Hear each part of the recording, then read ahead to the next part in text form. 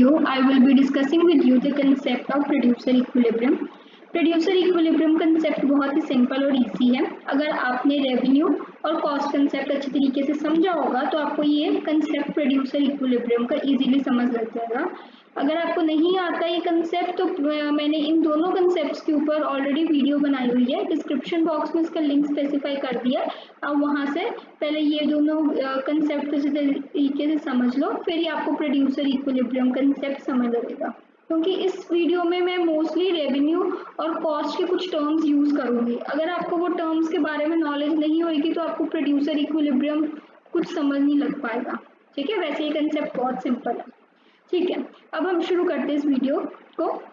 देखो, producer equilibrium word का क्या मतलब हुआ? इक्विलिब्रियम वर्ड का मतलब है स्टेट ऑफ नो चेंज।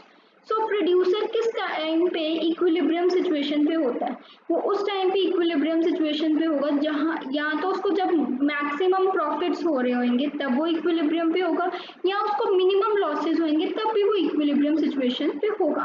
तो यही मैंने लिखा है, a producer is said to be in equilibrium when profits are maximum और लॉसेज आर मिनिमम। जब प्रॉफिट्स मैक्सिमम है या लॉसेज मिनिमम है, उस पॉइंट पे प्रोड्यूसर क्या होगा? इक्विलिब्रियम पे होता है। ठीक है, अब हम इस कंसेप्ट में, प्रोड्यूसर इक्विलिब्रियम के कंसेप्ट में स्टडी करेंगे इक्विलिब्रियम कैसे अचीव हो सकता है। हम इसमें दो अप्रोचेस के थ्रू कंज्यूमर इक्विलिब्रियम स्टडी करेंगे। एक है TRTC अप्रोच, एक है MRMC अप्रोच।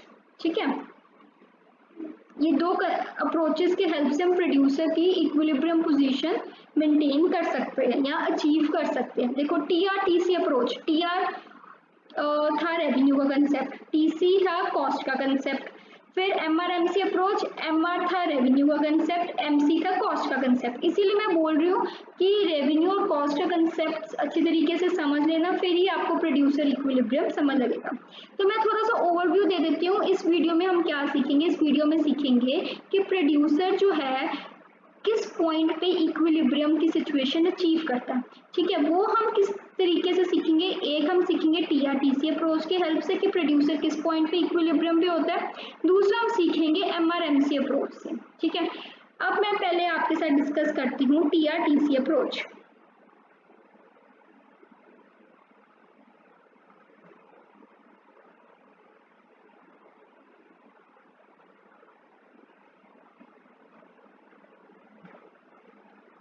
तो हम देखते हैं TRTC अप्रोच में क्या है। अकॉर्डिंग टू दिस अप्रोच, इस अप्रोच के according producer is at the point of equilibrium, producer equilibrium point पे है when the difference between TR and TC is maximum. जब TR और TC के बीच में, मतलब रेवेन्यू और कॉस्ट के बीच का डिफरेंस मैक्सिमम होगा, उस पॉइंट पे जो होगा प्रोड्यूसर इक्विलिब्रियम पे होगा TRTC अप्रोच के अकॉर्डिंग। ठीक है, TRTC अप्रोच के अकॉर्डिंग प्रोड्यूसर उस पॉइंट पे इक्विलिब्रियम सिचुएशन पे होगा जब difference between total revenue and total cost is maximum. ठीक है, तो उस पॉइंट पे क्या होगा? प्रोड्यूसर इक्विलिब्रियम पे होगा। खुद भी सोचो, जब रेवेन्यू ज्यादा है और कॉस्ट कम होगी, ठीक है, तो ही हम मतलब हमें मैक्सिमम प्रॉफिट्स होंगे और उसी पॉइंट पे क्या होगा? प्रोड्यूसर क्या होगा? इक्विलिब्रियम पे होगा। हम पहले स्टडी करेंगे परफेक्ट कंपटीशन का कंसेप्ट कि परफेक्ट कंपटीशन में प्रोड्यूसर किस पॉइंट पे इक्विलिब्रियम पे आता है। अब परफेक्ट कंपटीशन के बारे में मैंने आपके साथ डिस्कस किया था रेवेन्यू वीडियो में, तो इसीलिए मैं बार बार बोल रही हूँ, please revenue and cost video को देख लेना इस वीडियो को देखने से पहले, नहीं तो आपको ये प्रोड्यूसर इक्विलिब्रियम कंसेप्ट समझ नहीं लगेगा। ठीक है, अब हम देखते हैं कि परफेक्ट कंपटीशन के केस में प्रोड्यूसर किस पॉइंट पे इक्विलिब्रियम पे होता है। एक्स एक्सिस पे ले लिया मैंने आउटपुट और वाई एक्सिस पे ले लिया मैंने TR, TC and TPC। TC stands for total cost, TR stands for total revenue and TPC stands for total profit curve. ठीक है, अब हम देखते हैं कि प्रोड्यूसर ने कैसे TRTC अप्रोच की हेल्प से इक्विलिब्रियम की सिचुएशन अचीव की। आपको पता है कि जो TR कर्व होता है, ठीक है, वो परफेक्ट कंपटीशन में अपवर्ड स्लोपिंग स्ट्रेट लाइन होता है। ठीक है, मैंने रेवेन्यू चैप्टर में डिस्कस किया था। अब जो TC कर्व होता है, मतलब टोटल कॉस्ट कर्व होता है, वो इन्वर्टेड एस शेप होता है। वो मैंने कॉस्ट चैप्टर में डिस्कस किया था। वो मैंने इस तरीके से, मतलब सपोज करो ये है TR और ये है TC। ठीक है, मतलब एग्जैक्ट नहीं बन पाया, इसलिए मैंने फिगर स्पेशली मेंशन की है, मतलब बनाई है, पिक्चर लगाई है, क्योंकि यहाँ पे मैं ड्रॉ कर रही हूँ तो वो परफेक्टली नहीं बन सकता। ठीक है, ऐसे मैंने यहाँ पे लगा दिया टी आर कर्व और ये मैंने बना दिया टी सी कर्व। ठीक है, इतना तो समझ लग गया होगा। ठीक है, अब मैंने पॉइंट्स यहाँ से देखो ज्वाइन किए एक्स एक्सिस की तरफ, और देखो ये जो है, ये जो एरिया है, यहाँ पे टोटल प्रॉफिट्स और टोटल कॉस्ट का डिफरेंस मैक्सिमम है। तो यहाँ से हम एक लाइन नीचे लेके जाएंगे एक्स एक्सिस की तरफ और उसको टच करेंगे।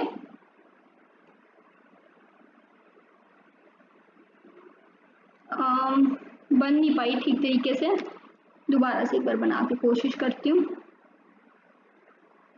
मतलब एग्जैक्ट नहीं बनी, पर एक आइडिया मैंने दे दिया है कि ऐसे की डायग्राम मैंने बनाई है, और किस तरीके से बनाई है ये भी मैंने आपको बता दिया, रफ से मैंने डायग्राम बना दिया आपके लिए। ठीक है, देखो अब जिस पॉइंट पे difference between T R T C maximum था, उस पॉइंट पे टोटल प्रॉफिट कर्व जो था वो मैक्सिमम था। ये देखो, ये मैक्सिमम मैंने यहाँ पे शो किया, और यही चीज मैंने डायग्राम में बनाई है। इनिशियली क्या होता है, जब प्रोड्यूसर गुड्स को प्रोड्यूस करता है, आप एक प्रोड्यूसर के पॉइंट ऑफ व्यू से ये कंसेप्ट को समझना कि जब एक प्रोड्यूसर इनिशियली कोई अपनी इंडस्ट्री या फर्म शुरू करता है, तो स्टार्टिंग में तो उसको प्रॉफिट्स नहीं हो सकते, उसको पहले तो थोड़ा थोड़ा लॉसेस इनकर करने पड़ते हैं। ठीक है, ठीक है, तो यही मैंने डायग्राम में बताया कि जब उसने प्रोड्यूसर ने अपनी प्रोडक्शन शुरू की तो इनिशियली उसको लॉसेस की सिचुएशन थी, इसी कारण जो टोटल कॉस्ट कर्व थी वो ऊपर है टोटल रेवेन्यू कर्व से। ये मैंने ये एरिया ड्रॉ किया। ठीक है, इस एरिया के मतलब पॉइंट क्यू तक, ओ क्यू तक ऐसी सिचुएशन थी कि प्रोड्यूसर ने अपनी इंडस्ट्री या फर्म शुरू की है, और O Q level of output जब तक वो प्रोड्यूस कर रहा है तो उसको लॉसेस हो रहे हैं एज कम्पेयर टू रेवेन्यू, पर वो तब भी जो प्रोड्यूसर है वो प्रोड्यूस कर रहा है, क्योंकि अभी उसके जो लॉसेस की अमाउंट थी वो बहुत मिनिमम थी, कोई इतनी ज़्यादा लॉसेस नहीं थी। तो वो कहता है कोई बात नहीं, अभी मेरी नई नई फर्म शुरू हुई है तो थोड़ा टाइम लगेगा मुझे प्रॉफिट्स आने में, तो इसीलिए वो प्रोड्यूस करता रहता है। ठीक है, अब आप ये देखो कि पहले जब ये लेवल ऑफ आउटपुट था तो लॉसेस ज़्यादा थे। ठीक है, क्योंकि gap between T R T C ज़्यादा है। फिर अगर हम इस पॉइंट की बात करें, ठीक है, इस पॉइंट की बात करें तो gap between T R T C कम हो गया, मतलब लॉसेस कम हो गए। फिर अगर हम इस पॉइंट की बात करें तो फिर gap between T R T C फिर कम हो गया। ठीक है, इससे हम क्या देख रहे हैं कि जैसे जैसे प्रोड्यूसर प्रोड्यूस कर रहा है तो उसको लॉसेस की अमाउंट कम हो रही है, तो जिसके कारण प्रोड्यूसर मोटिवेट होता है और वो कहता है कोई बात नहीं, मैं अभी प्रोड्यूस करता रहता हूँ और मुझे पता है एक पॉइंट आएगा जब मेरे को प्रॉफिट्स होना शुरू हो जाएंगे, क्योंकि अभी तो मैंने इनिशियली प्रोडक्शन शुरू किया, तो हो सकता है इनिशियल ईयर्स में मेरे को रेवेन्यू इतना जनरेट ना हो। तो वो फाइनली जब O Q level of output तक पहुंचता है तो उसका टोटल रेवेन्यू टोटल कॉस्ट जो होती है वो इक्वल हो जाती है। ठीक है, टोटल रेवेन्यू टोटल कॉस्ट उसकी इस पॉइंट पे जब इक्वल आ जाती है, इस पॉइंट को क्या कहते हैं, ब्रेक इवन पॉइंट। जब total revenue total cost equal होती है तो उसको कहते हैं ब्रेक इवन पॉइंट। अब इस पॉइंट के बाद प्रोड्यूसर को क्या है, प्रॉफिट्स होना शुरू हो जाते हैं। ठीक है, जैसे वो और प्रोड्यूस करता है, तो मैंने ये दिखाया, देखो जो कॉस्ट कर्व है वो नीचे हो गई और रेवेन्यू कर्व ऊपर हो गई है। ठीक है, ये रेवेन्यू कर्व थे, ये ऊपर है और कॉस्ट कर्व नीचे है उसके, तो इसका मतलब रेवेन्यू हम ज़्यादा जनरेट करें और कॉस्ट हमारी कम है। ठीक है, तो प्रोड्यूसर को मतलब प्रॉफिट्स हो रहे हैं, तो जब प्रोड्यूसर को प्रॉफिट्स होते हैं तो वो मोटिवेट होता है, वो कहता है हाय मेरे को प्रॉफिट्स हो रहे हैं तो मैं और भी प्रोड्यूस करूँ, वो धीरे धीरे धीरे धीरे और अपनी प्रोडक्शन को बढ़ाता है। अब जो O Q one level of output है ना, O Q one level of output, इस पॉइंट पे जो कॉस्ट और रेवेन्यू के बीच का गैप है वो मैक्सिमम है, मतलब इस पॉइंट पे प्रोड्यूसर को मैक्सिमम प्रॉफिट्स हो रहे हैं। ये पॉइंट क्या हो गया, पॉइंट ऑफ इक्विलिब्रियम, मतलब इस पॉइंट पे प्रोड्यूसर को मैक्सिमम प्रॉफिट्स हो रहे हैं, इसीलिए ये पॉइंट ऑफ इक्विलिब्रियम बन जाता है। ठीक है, ये पॉइंट, और ये चीज को मैंने रिप्रेजेंट किया है with the help of total profits curve के हेल्प से। देखो ये वाला जो गैप है ये एक्चुअली रिप्रेजेंट कर रहा है difference between total cost and total revenue. ठीक है, ये क्या रिप्रेजेंट कर रहा है, gap between total cost and total revenue. पर प्रोड्यूसर तब तब भी जब ये OQ1 level of output achieve कर लेता है वो तब भी प्रोड्यूस करता रहता है, क्योंकि उसको पता अभी मैं और भी प्रोड्यूस करूंगा तो मुझे प्रॉफिट्स ही होंगे, तो वो और भी प्रोड्यूस करता रहता है। ठीक है, वो धीरे धीरे प्रोडक्शन बढ़ाई जाता है और एंड पे वो OQ2 लेवल ऑफ आउटपुट पे पहुंच जाता है। Just a second, it is not working. I need to check. चलो OQ2 लेवल ऑफ आउटपुट पे पहुंच जाए। हॉच पॉच सी डायग्राम बन गई है, इसीलिए मैंने एक फेयर डायग्राम साइड पे यहाँ पे बनाई हुई है, बस आपको एक्सप्लेन करने के लिए कंसेप्ट मैं साइड पे बना रही हूँ कि थोड़ा सा आपको एक आइडिया रहे। यहाँ से मैं आपको सीधा समझाऊंगी तो फिर ये डायग्राम जो होगी इसमें हॉच पॉच हो जाएगा और आपको कुछ समझ नहीं लग पाएगा। ठीक है, आप दोनों डायग्राम साइमल्टेनियसली चेक करी जाओ। अच्छा, जब आप OQ2 लेवल ऑफ आउटपुट पे पहुंच जाते हो, ठीक है, आप ये पॉइंट पे मतलब पहुंच जाते हो, तो टोटल कॉस्ट और टोटल रेवेन्यू दोबारा से इक्वल हो जाती है। और ये पॉइंट फिर वंस अगेन जब total cost total revenue equal हो जाते हैं, जिस पॉइंट को उसको क्या कहते हैं, ब्रेक इवन पॉइंट। तो ये पॉइंट फिर ब्रेक इवन पॉइंट हो गया। अब प्रोड्यूसर जब इस पॉइंट से और ज्यादा प्रोडक्शन अगर बढ़ाने की कोशिश करता है तो उसकी कॉस्ट ज्यादा होती है और रेवेन्यू कम होता है। ठीक है, उसकी कॉस्ट बहुत ज्यादा हो जाती है और उसकी रेवेन्यू कम होती है। तो ये मिनिमम लॉसेस की सिचुएशन नहीं है।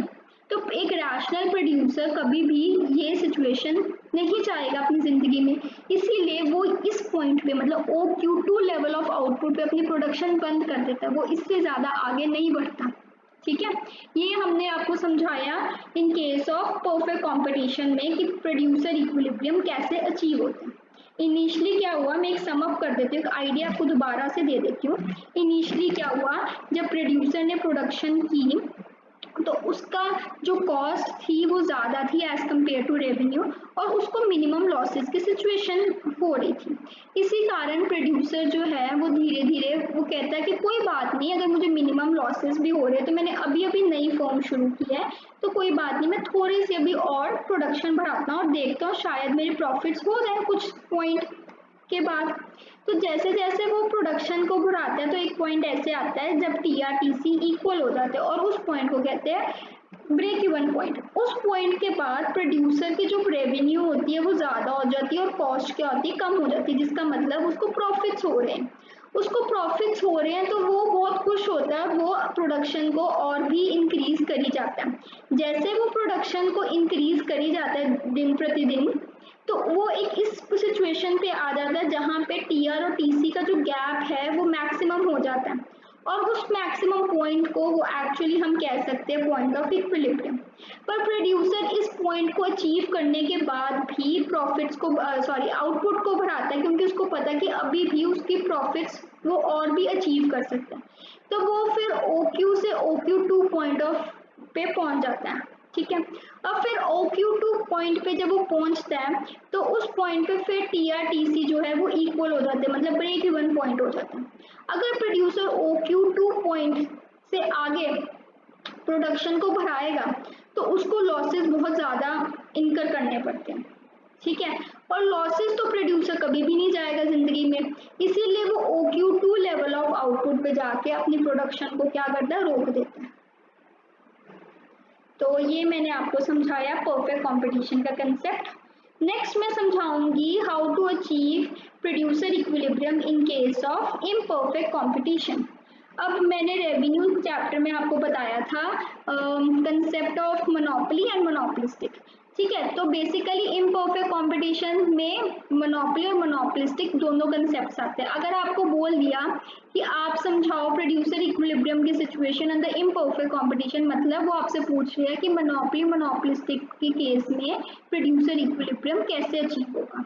तो यही मैंने डायग्राम बनाई है इस कंसेप्ट को समझाने के लिए। देखो, जो मैंने अभी आपको परफेक्ट कंपटीशन में समझाया सेम कंसेप्ट है इम्परफेक्ट कंपटीशन में, बस फर्क क्या आता है इसमें फर्क आता है कि मैंने आपको रेवेन्यू में बताया था कि रेवेन्यू की वीडियो में कि परफेक्ट कंपटीशन के केस में TR कर्व जो होता है इन केस ऑफ परफेक्ट कंपटीशन वो अपवर्ड स्लोपिंग लाइन होती है। ठीक है, पर इम्परफेक्ट की सिचुएशन में जब मोनोपोली मोनोपोलिस्टिक की सिचुएशन डिस्कस की थी तो कर्व मैंने TR का कैसे बनाया था, मैंने कर्व ऐसे का बनाया था, ठीक है, ऐसे का टीआर कर्व बनाया था। तो देखो यहाँ पे मैंने टीआर कर्व ऐसे ही बनाया, इस फिगर में आप चेक करो एक बार, इस फिगर में मैंने टीआर कर्व ऐसे बनाया। और टीसी कर्व का तो कोई फर्क नहीं पड़ता मोनोपोली की सिचुएशन हो, मोनोपोलिस्टिक की हो या परफेक्ट कंपटीशन की सिचुएशन हो, टीसी कर्व जो होता है वो हमेशा सेम ही रहता है, इन्वर्टेड एस शेप ही रहता है। तो मैंने वैसे जैसे परफेक्ट कंपटीशन में कर्व्स को इंटरसेक्ट करवाया था, वैसे मैंने इम्परफेक्ट में भी कर्व्स को इंटरसेक्ट करा दिया। ये हो गया टीआर कर्व, ये हो गया टीसी कर्व। मैंने फिर टोटल प्रॉफिट कर्व्स बनाने हैं। देखो ये पॉइंट पे जो है gap between T are TC maximum है, मतलब ये गैप को शो करने के लिए मैंने टोटल प्रॉफिट्स, मतलब थोड़ा ठीक नहीं बना, just a second I will make once again. हाँ जी ठीक है, ठीक है। ये जो गैप है between T R T C, ठीक है, ये गैप जो है इसको मैंने किसकी हेल्प से शो किया, टोटल प्रॉफिट कर्व से शो किया। मतलब बेसिकली जो टी आर टी सी का गैप है वो टोटल प्रॉफिट कर्व शो कर रहा है, ठीक है, ये इस पॉइंट पे मैक्सिमम प्रॉफिट्स हैं, ठीक है। बेसिकली अब कंसेप्ट इसमें भी सेम ही आता है, इसमें भी यही होगा कि प्रोड्यूसर इनिशियली प्रोडक्शन करते हैं, ठीक है। तो जैसे जैसे वो प्रोडक्शन नई किसी भी चीज़ की प्रोडक्शन करते हैं तो उसको लॉसेज होते हैं, पर वो कहता है कि मेरे को मिनिमम से लॉसेज हो रहे हैं तो कोई बात नहीं, मैं प्रोडक्शन करूँगा, क्योंकि अभी तो मैंने अपने मतलब कोई भी प्लांट शुरू किया है तो वो प्रोडक्शन करता है, पर उसके लॉसेस धीरे धीरे करके जैसे जैसे वो आउटपुट को इंक्रीज करता है तो उसके लॉसेस धीरे धीरे करके कम हो जाते हैं और वो OQ लेवल ऑफ आउटपुट पे पहुंच जाता है।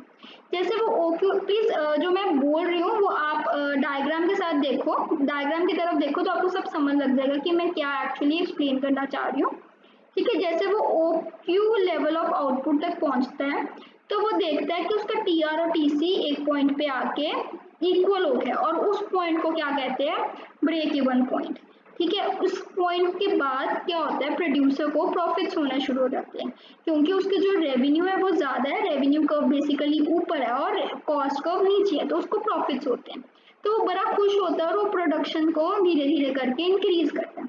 जैसे वो OQ1 लेवल ऑफ आउटपुट पे आता है तो वो देखता है कि gap between TR and TC at this point is maximum, ठीक है, तो ये उसका इक्विलिब्रियम पॉइंट हो गया, ठीक है। ये गैप को मैंने दिखाने के लिए टोटल प्रॉफिट कर्व रिप्रेजेंट किया, ये एक्चुअली उसका गैप है, ठीक है। ये थोड़ा सा वैसे कर्व, चलो ठीक है। वैसे अब वो दोबारा जब प्रोडक्शन इंक्रीज करता है तो अभी भी उसको प्रॉफिट्स होते हैं तो वो प्रोडक्शन कर ही जाता है, वो OQ2 लेवल ऑफ आउटपुट पे पहुंच जाता है। जैसे वो OQ2 लेवल ऑफ आउटपुट पे पहुंचता है तो वो देखता है कि उसकी कॉस्ट अब इंक्रीज हो रही है और रेवेन्यू कम हो रहा है। जैसे उसकी कॉस्ट इंक्रीज हो जाती है, अब इस केस में उसकी कॉस्ट मिनिमम नहीं है, उसकी कॉस्ट ज़्यादा है, उसको ज़्यादा कॉस्ट पे करनी पड़ी और उसको रेवेन्यू कम हो रहा है, जिसके कारण producer OQ2 level of output के बाद अपनी प्रोडक्शन नहीं करता और वो OQ2 लेवल ऑफ आउटपुट पे अपनी प्रोडक्शन को मतलब रोक देता है। यही चीज़ मैंने आपको वैसे परफेक्ट कंपटीशन में समझाई और यही चीज़ मैंने आपको इम्परफेक्ट में भी समझाई, बस मैंने दोबारा समझाने का मतलब ये था कि आपको ये ना लगे कि मैंने कंसेप्ट स्किप कर दिया सारा, ठीक है। बस मैंने शॉर्ट में थोड़ा सा आपको एक ओवरव्यू दे दिया, आपको ये लगा होगा कि जो परफेक्ट में समझाया वही इम्परफेक्ट में समझाया, एक्चुअली एग्जैक्टली वही स्टोरी है, कुछ चेंज नहीं है, बस कर्व्स की जो डायग्राम बनती है वो चेंज हो जाती है, क्योंकि इम्परफेक्ट कॉम्पिटिशन में TR कर्व जो होता है वो इस शेप का होता है, ठीक है, ठीक है, ऐसे का होता है। बाकी जो स्टोरी है वो बिल्कुल डिटो सेम है। अच्छा, अब जो चीज़ मैं बार बार रिपीट कर रही हूँ वही मैंने थोड़ा सा लिखा है, बेसिकली जो मैंने लिखा है वो दोनों केसेस में, परफेक्ट और इम्परफेक्ट केस में दोनों में एम्प्लॉय होता है। देखो मैंने लिखा है till OQ level producer is earning losses, ठीक है, यही मैंने समझाया था। After OQ level producer starts earning profits, OQ level के बाद प्रोड्यूसर को प्रॉफिट्स होते हैं। At OQ1 level producer earns maximum profits, after OQ2 level producer starts earning losses once again. OQ2 level के बाद प्रोड्यूसर को एक बार दोबारा से लॉसेस की सिचुएशन होती है जिसके कारण वो प्रोडक्शन आगे नहीं बढ़ाता। अब मैं प्रोड्यूसर इक्विलिब्रियम की सिचुएशन यूजिंग MRMC अप्रोच से आपको समझाऊंगी कि प्रोड्यूसर इक्विलिब्रियम अगर हमने MRMC अप्रोच के साथ प्रूव करनी है तो वो कैसे प्रूव हो सकती है। देखो, अब मैं आपके साथ डिस्कस करूंगी MRMC अप्रोच। MRMC अप्रोच में हम डिस्कस करेंगे कि कैसे प्रोड्यूसर इक्विलिब्रियम की सिचुएशन अचीव कर सकता है। अगर प्रोड्यूसर ने MRMC अप्रोच में इक्विलिब्रियम पे सिचुएशन अचीव करनी है तो उसको दो कंडीशंस को सेटिस्फाई करना पड़ेगा। पहली कंडीशन है कि MRMC के इक्वल होना चाहिए और दूसरा कि MC को MR को कट करना है फ्रॉम बिलो। ठीक है, मैं पहले आपको परफेक्ट कंपटीशन की सिचुएशन एक्सप्लेन करूंगी एंड फिर बाद में इम्परफेक्ट ही करूंगी। बेसिकली इम्परफेक्ट में स्टोरी तो सेम ही रहेगी, आपको पता ही, जैसे मैंने ऊपर भी आपको TRTC में समझाया। बस फर्क ये पड़ेगा कि इसमें कर्व्स में थोड़ा सा फर्क पड़ जाएगा, बाकी सारी स्टोरी देखो सेम ही रहेगी। देखो, परफेक्ट कंपटीशन में क्या किया, हम एक्स एक्सिस पे मैंने आउटपुट ले लिया और वाई एक्सिस पे मैंने AR, MR और MC ले लिया। ठीक है, अब आपको पता है कि परफेक्ट कंपटीशन की सिचुएशन में मैंने रेवेन्यू चैप्टर में भी एक्सप्लेन किया था कि AR और MR curve parallel to X axis होते हैं और वो कोइंसाइड करते हैं एक दूसरे के साथ। तो यही चीज मैंने डायग्राम में आप ध्यान से देख सकते हो, ऐसा ही बनाया है। और MC कर्व आपको पता है यू शेप होती है, तो वो मैंने बस यू शेप बना दी, मैंने कुछ नया नहीं किया। देखो, ये ARAC कर्व बना दी और MC कर्व मैंने यू शेप बना दी, बस ऐसा ही मैंने डायग्राम बनाई है, कुछ नया नहीं किया इसमें।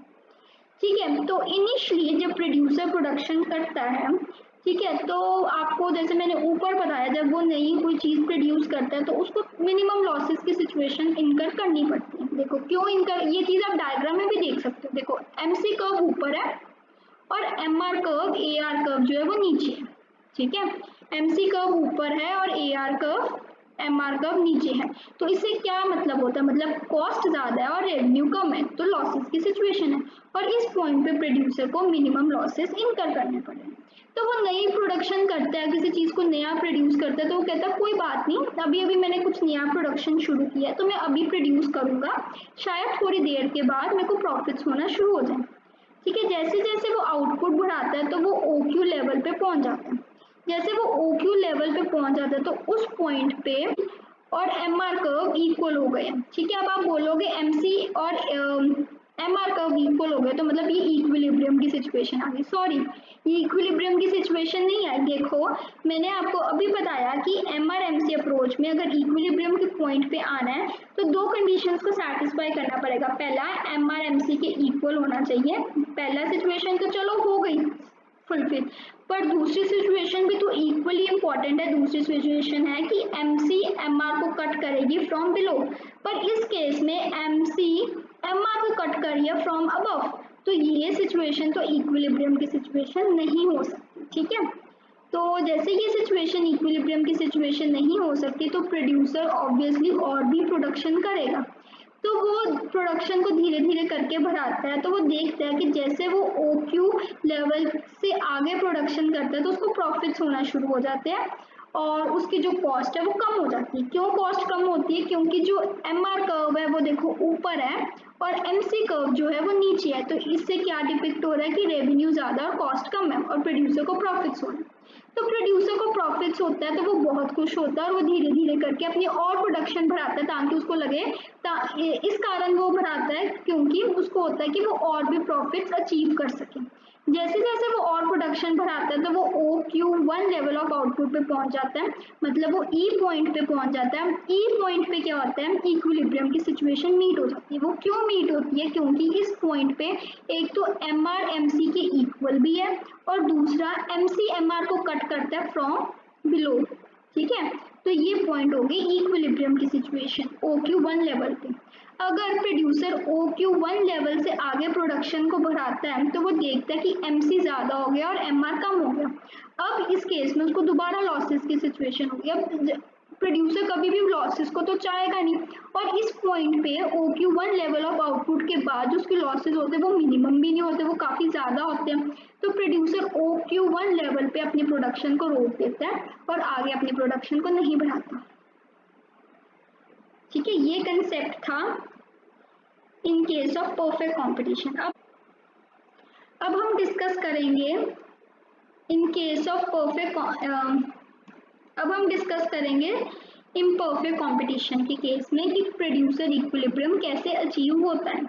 ठीक है, देखो सारी स्टोरी जो होगी वो बिल्कुल सेम रहेगी, बस डिफरेंस क्या होएगा कि इसमें एमआर और एआर कर्व जो होता है वो डाउनवर्ड स्लोपिंग होती है। ठीक है, जैसे आपने रेवेन्यू वीडियो में मैंने आपको समझाया ही था कि AR MR curves in case of imperfect competition, जिसका मतलब मोनोपोली और मोनोपोलिस्टिक का जो सिचुएशन आती है उस केस में रेवेन्यू कर्व्स मतलब एआर एमआर कर्व्स का जो होते हैं वो डाउनवर्ड स्लोपिंग होते हैं। ठीक है, वो दोनों मैंने क्या किया, डाउनवर्ड स्लोपिंग कर दिए। देखो मैंने एम आर जो है वो एक्स एक्सिस के साथ टच किया, क्योंकि आपको याद होगा कि मैंने रेवेन्यू वीडियो में दिखाया था आपको कि एम आर की वैल्यू 0 हो सकती है, इसीलिए मैंने एम आर को एक्स एक्सिस के साथ टच करवा दिया। पर ए आर को मैंने एक्स एक्सिस के साथ टच नहीं कराया, क्योंकि रेवेन्यू वीडियो में हमने डिस्कस किया था कि ए आर कभी भी 0 नहीं हो सकती।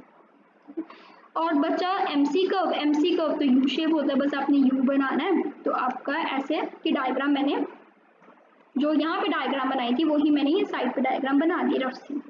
ठीक है, अब इसमें भी यही है, कुछ नया चौड़ा है नहीं, तो मैं बस थोड़ा सा ओवरव्यू दे देती हूँ। आई होप जब आपको समझ लग ही गया होगा जो मैंने परफेक्ट कंपटीशन में समझाया था। देखो एक्स एक्सिस पे आउटपुट, वाई एक्सिस पे ए आर एम आर और एम सी कर्व्स लिए। इनिशियली प्रोड्यूसर प्रोडक्शन को बढ़ाता है तो उसको लॉसेस की सिचुएशन इनकर करनी पड़ती है, और जिस कारण वो प्रोडक्शन बढ़ाता है, इस कारण से प्रोडक्शन बढ़ाता है क्योंकि इस टाइम पे उसकी जो लॉसेस होते हैं वो मिनिमम होते हैं, इस कारण वो ओ से ओ क्यू लेवल तक पहुंच जाते हैं। वो ओ क्यू लेवल के बाद जब प्रोडक्शन को बढ़ाता है तो उसको प्रॉफिट्स होते हैं, और प्रोड्यूसर प्रॉफिट्स की सिचुएशन से बहुत खुश होता है और वो धीरे धीरे करके और भी प्रोडक्शन बढ़ाई जाता है। ठीक है, जैसे जैसे वो प्रोडक्शन बढ़ाता है तो वो ओ क्यू से लेके से ओ क्यू 1 लेवल पे पहुंच जाता है। अब ओ क्यू 1 लेवल पे प्रोड्यूसर एक्चुअली इक्विलिब्रियम की सिचुएशन अचीव कर लेता है, क्योंकि इस पॉइंट पे एक तो एम आर एम सी से इक्वल भी है और दूसरा कि एम सी एम आर को कट कर रहा है फ्रॉम बिलो। जब प्रोड्यूसर ओ क्यू 1 लेवल से ज़्यादा प्रोडक्शन बढ़ाने की कोशिश करता है तो उसको लॉसेस बहुत ज़्यादा होने शुरू होते हैं, और प्रोड्यूसर मैक्सिमम लॉसेस तो चाहता नहीं अपनी ज़िंदगी में, जिसके कारण वो ओ क्यू 1 लेवल पे अपनी प्रोडक्शन को रोक देता है और ई पॉइंट जो है उसका इक्विलिब्रियम का पॉइंट बन जाता है। अब मैं आपके साथ कुछ लाइंस डिस्कस करूंगी। एक्चुअली ये लाइंस मैंने सम अप की है जो कुछ भी हमने समझा M R M C approach में under perfect and imperfect competition. ठीक है, तो अब हम देखते हैं क्या है टिल ओ क्यू लेवल। चलो मैं थोड़ी सी ना वीडियो नीचे करती हूँ। हाँ जी, अब देखते हैं till O Q level producer starts till O Q level producer earns losses. O Q level तक प्रोड्यूसर जो है वो लॉसेस अर्न करता है, यही हमने देखा, ओ क्यू लेवल तक प्रोड्यूसर लॉसेस करता है अर्न। उसके बाद after O Q level producer starts earning profits. O Q level से आगे जब प्रोड्यूसर प्रोडक्शन करता है तो उसको प्रॉफिट्स होते हैं, यही हमने देखा। नेक्स्ट क्या है, at O Q 1 level producer reaches to the point of equilibrium. ठीक है, इस सिचुएशन पे ओ क्यू 1 लेवल पे दोनों कंडीशन जो है M R M C approach की वो सेटिस्फाई होती है, इसी कारण हम बोलते हैं ये पॉइंट ऑफ इक्विलिब्रियम है। ठीक है, नेक्स्ट क्या है, after O Q 1 level producer once again starts earning losses. O Q 1 level के बाद अगर प्रोड्यूसर प्रोडक्शन बढ़ाता है तो उसको लॉसेस हो जाती है, जिसके कारण प्रोड्यूसर आगे प्रोडक्शन को नहीं बढ़ाता और वो ओ क्यू 1 लेवल पे प्रोडक्शन को स्टॉप कर देता है। यही मैंने आपको सब कुछ इस वीडियो में समझाया है। ठीक है, अब मैं एक आइडिया ओवरव्यू दे देती हूँ हमने क्या कुछ समझा है इस वीडियो में। देखो पहले मैंने आपको बताया कि प्रोड्यूसर इक्विलिब्रियम का क्या मतलब है। प्रोड्यूसर इक्विलिब्रियम वो सिचुएशन है जहाँ पे प्रोड्यूसर मैक्सिमम प्रॉफिट्स अर्न करती है, मिनिमम लॉसेज अर्न करता है। ठीक है, फिर हमने डिस्कस किया producer equilibrium using TRTC approach. TRTC approach में मैंने पहले परफेक्ट कॉम्पिटिशन की सिचुएशन एक्सप्लेन की, फिर मैंने आपके साथ इम्परफेक्ट कॉम्पिटिशन की सिचुएशन एक्सप्लेन की। उसके बाद मैंने इक्विलिब्रियम की situation using M R M C approach आपको समझाया, जिसमें मैंने पहले आपको परफेक्ट कंपटीशन के बारे में बताया, फिर मैंने आपको इम्परफेक्ट कंपटीशन के बारे में बताया। ठीक है, that's all for this video. If you like this video do click on the subscribe button and do share it among your friends. and do write something in the comment section. This actually motivates me to make more such videos on different concepts of economics. If you still have any problem, you can write in the comment section, and moreover you can even mail me at my email id which is written in the description box. That's all for this video. Thank you.